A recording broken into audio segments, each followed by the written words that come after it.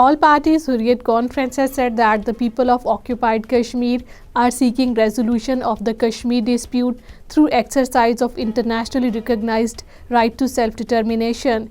According to Kashmir Media Service, APSC spokesman in a statement issued in Srinagar said India has been impeding the way for just solution of the Kashmir dispute for the last over 7 decades. Authorities have beefed up so-called security across the occupied Kashmir ahead of the Indian Prime Minister Narendra Modi's visit to the territory. According to Kashmir Media Service, the Indian Prime Minister Narendra Modi is visiting Jammu on 20th February.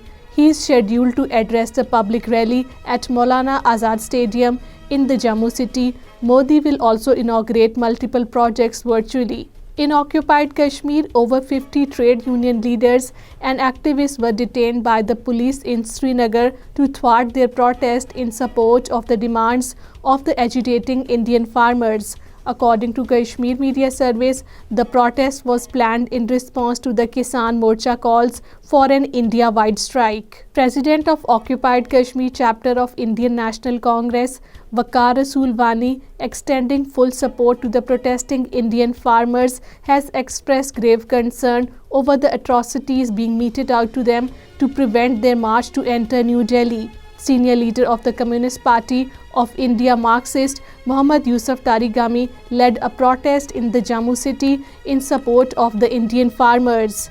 Occupied Kashmir has been set on fire since 5th August 2019 by Narendra Modi-led Hindutva government, with nobody to douse the flames and end the injustice in the territory. According to Kashmir Media Service, this was said in a statement by the Srinagar-based Institute and Documentation Center chairman Professor Farhan Ali while giving his opinion about the deteriorating situation in the occupied Kashmir.